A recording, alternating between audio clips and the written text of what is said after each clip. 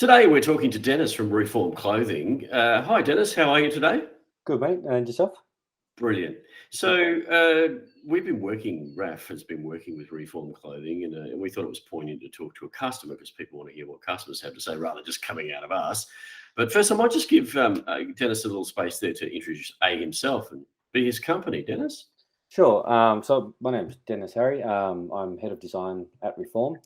Um, Reform are an Australian-based company, and we're working on some key technologies that are going to help us sort of revolutionise the custom garment industry, not just in Australia, but hopefully the world eventually. And have been working intensively for the last couple of years to really take the traditional sort of custom garment, custom varsity jacket, school leaver product, and bring it into the and for companies including Remote AF, we had the pleasure of doing your garment and bring it into the future effectively in a way that people can ideally get on, create their garments, and give them the keys to the factory, so they literally have the autonomy to design their own the garments and have them delivered as well. Yeah, it's great.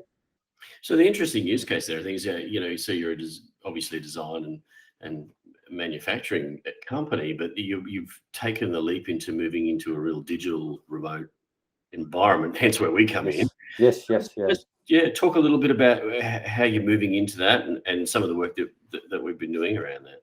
Yeah, it's an extremely unique scenario where I've worked with wholly digital platforms, and having a bit of a print background, I also understand what it means to be producing designs that have people have in their hands. Where Reform is interesting, and hard and exciting is that it's actually they're trying to do both very, very well, and that obviously poses a lot of challenges because if we were working holistically on just a product and we could take ownership of that, if we were working holistically on a platform, we could take ownership of that. But trying to bring the experience together, where a customer can use a platform to produce a product is a challenging piece. So for the last couple of years, we've been working on building solid capability to do all that, and have a good end-to-end experience that affords us the ability to do that. And what we realized was, that we are becoming a platform company. Before it was very traditional terminology, traditional way of thinking, in terms of how like the business ran and that kind of stuff. And getting the company sort of moving across, but whilst preserving that core essence of who they are, has been a challenge, and has brought inherent challenges to even the adoption of the Remote AF framework, and things like that. But this year especially has been a very strong push to become, I guess the term to coin is the platform first thinking, in that we want to be able to use, not just use our platform to provide an awesome experience for our customers, but also adopt it internally as our modus operandi. That's how we work, and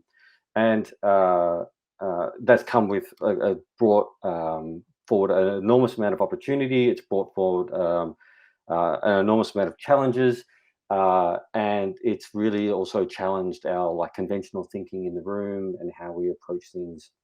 And forced us to solve problems that have just been hard, but quite meaningful in the development of this. We've seen a lot of companies in the industry working, and haven't achieved some of the solve some of the problems we've been able to solve, and all with a very light and very intelligent team. So it's been amazing. Yeah. Yeah, what I like about talking with you around it, we had a little pre-chat of this as we do. And one of the things I do like is that we talk in Remote AF, we talk about governing the system as a whole, thinking about and purposefully designing the system as a whole. Yes. And that's what you've been doing. And firstly, let's talk a little bit about the inroads you've made, because obviously you haven't got completely there. We know that, and then we can talk about some of the challenges. But it'd be interesting for the viewers to hear those inroads.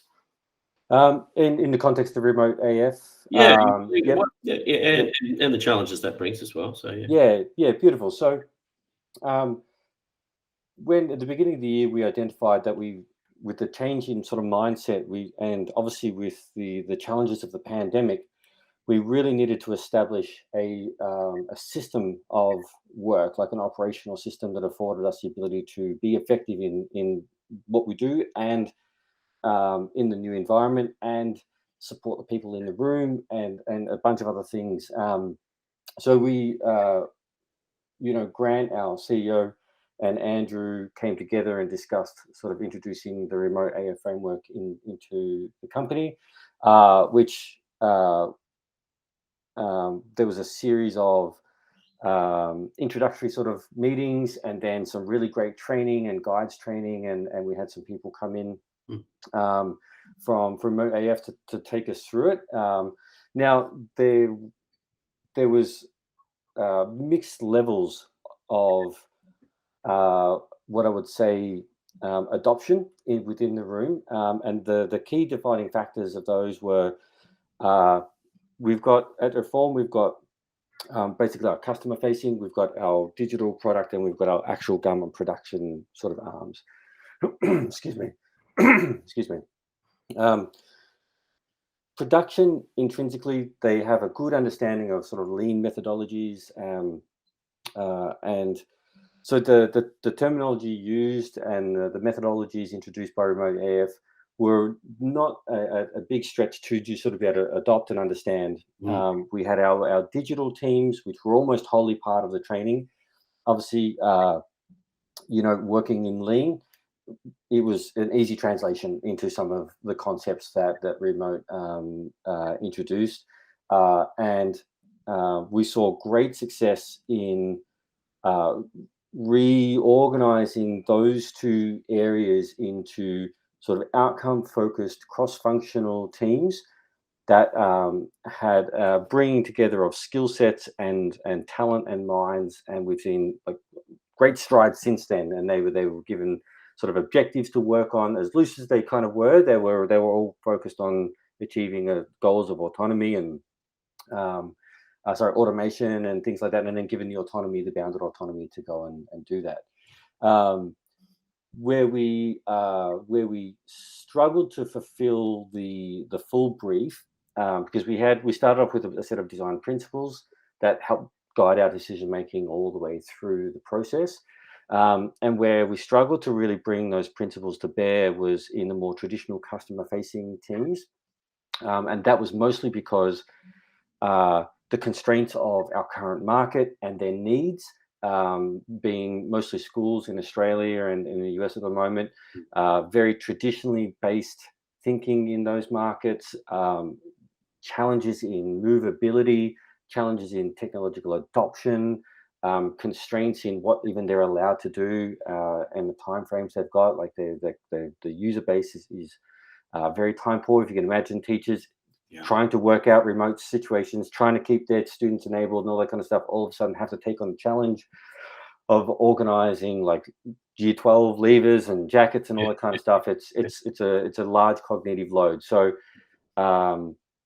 decisions, I guess, were made to try and maintain that process for them, to not like increase the cognitive load of what they have to think about under duress, which I would use the word duress. Pandemic on the education system has been incredibly difficult.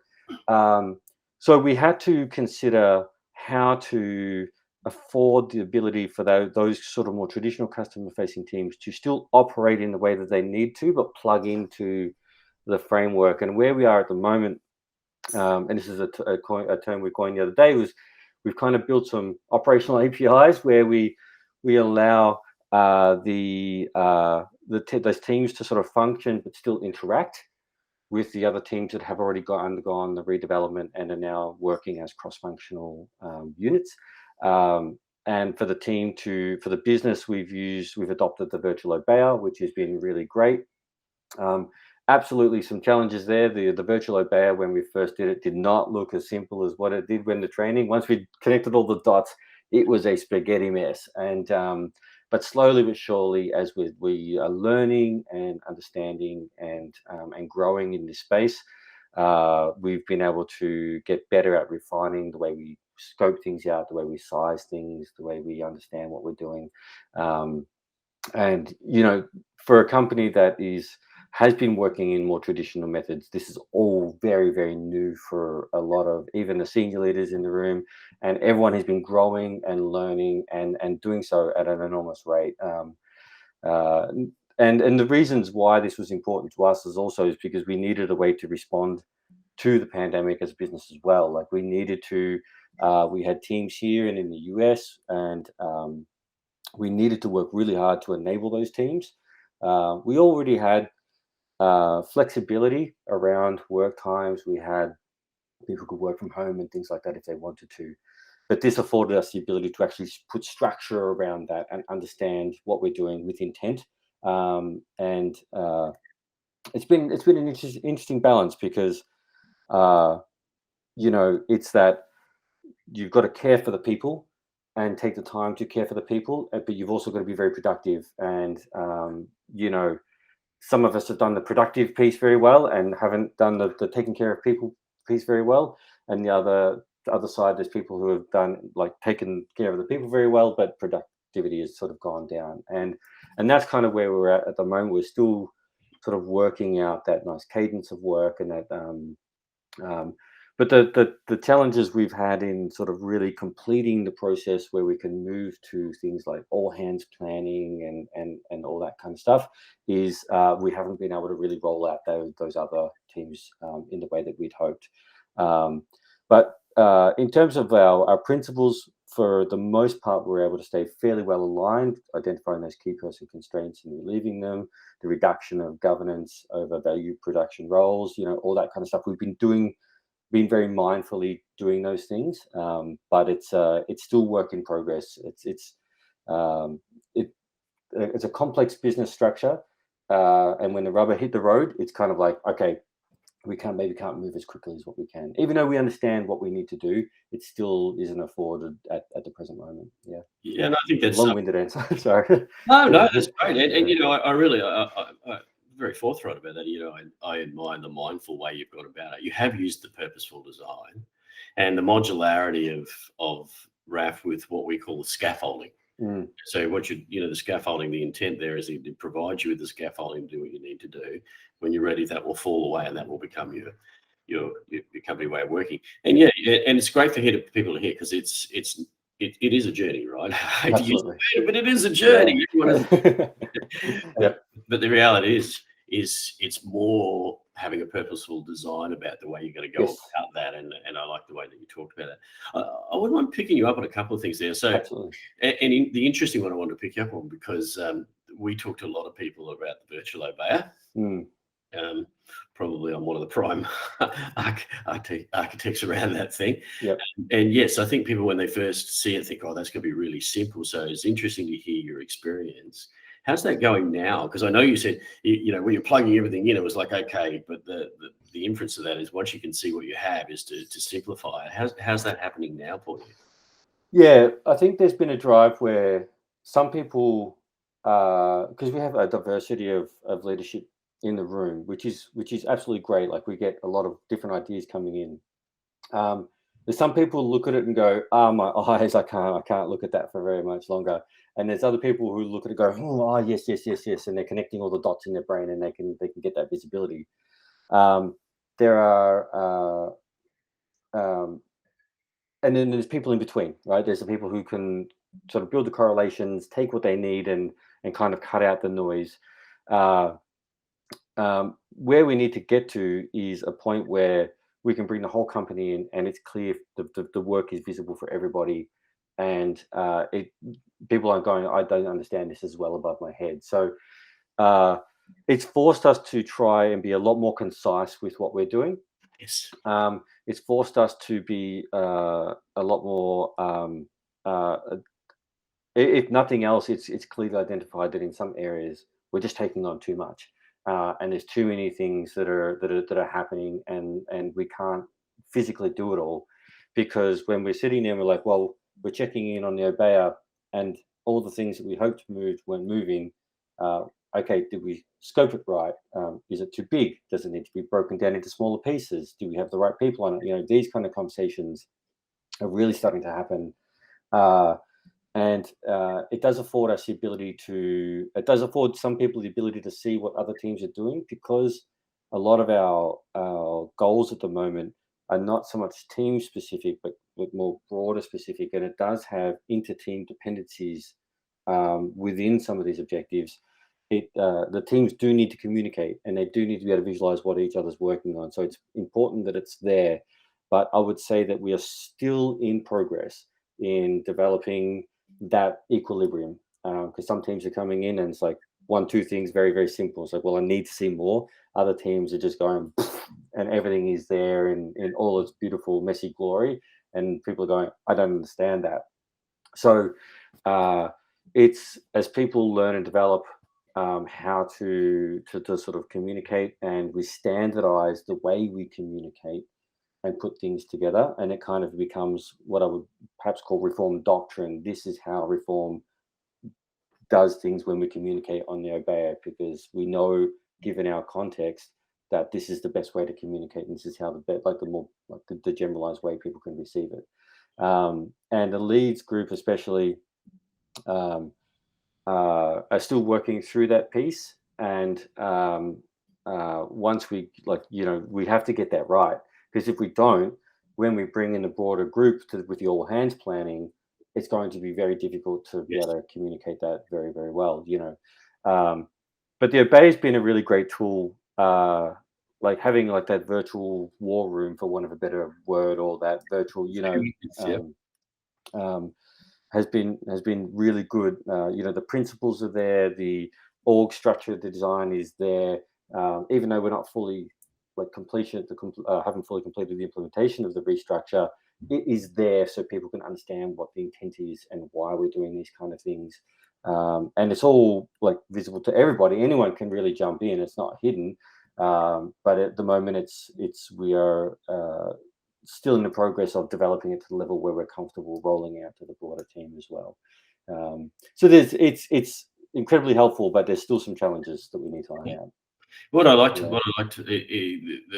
There's lots I like in there, but the major statement I liked in there is it is in the context of your organisation. So often when I talk to organisations about their Obeya, particularly, is they say, well, have you got one someone else did? And I said, well, I can show you what somebody else has done, but it's not going to be useful to you, because the reality is, and exactly what you're saying there, is that you have to put it together. You have to think about the information. You're radiating all the information from your organisation to your organisation.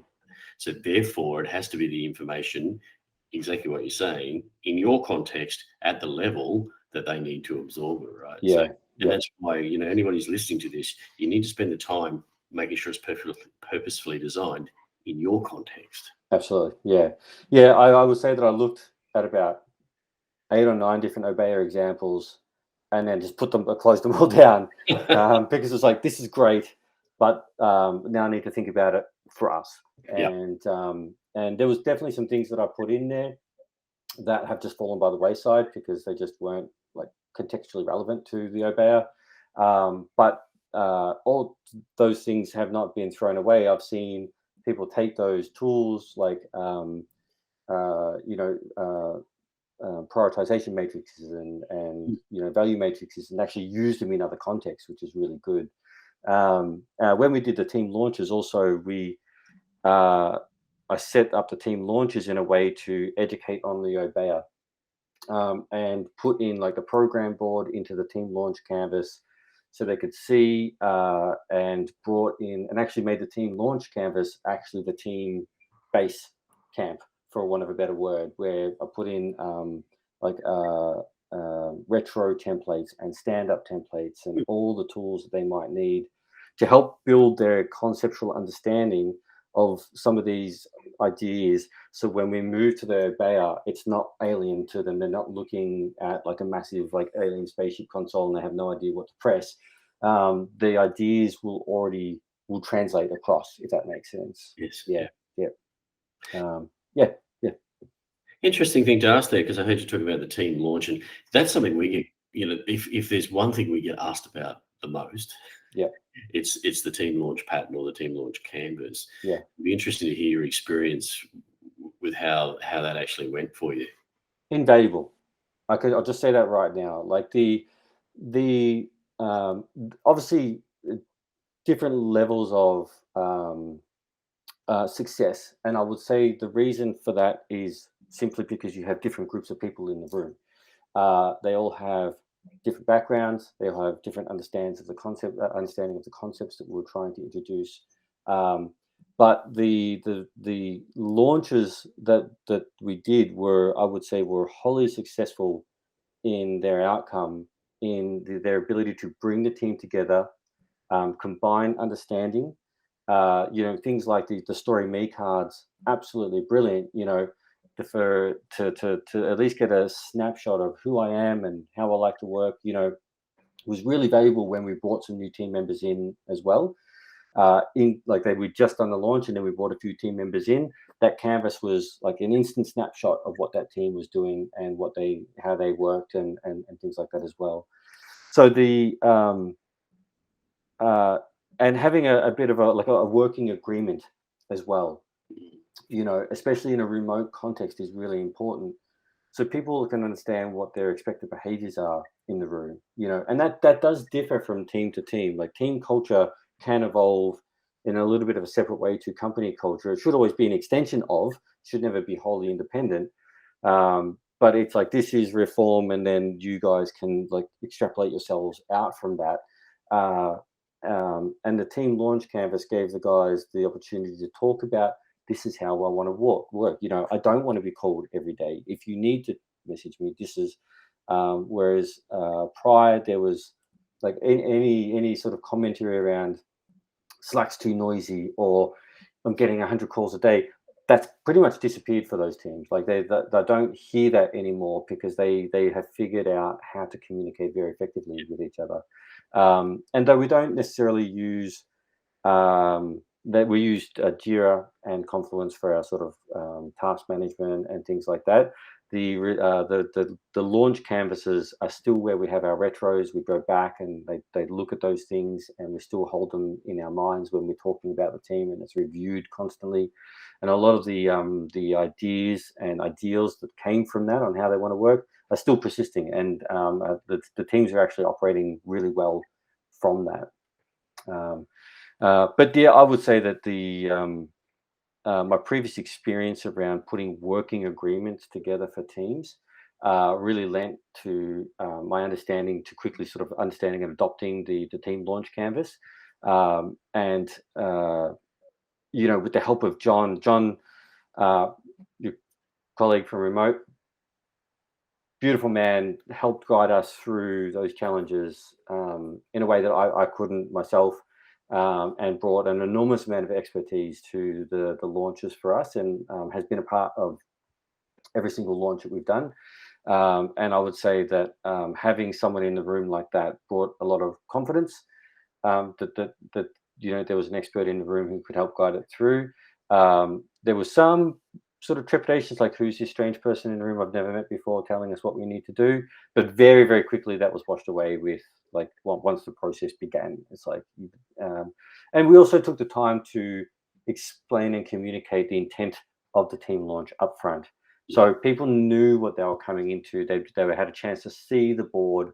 They were encouraged to formulate ideas and questions that we could address in a session as well.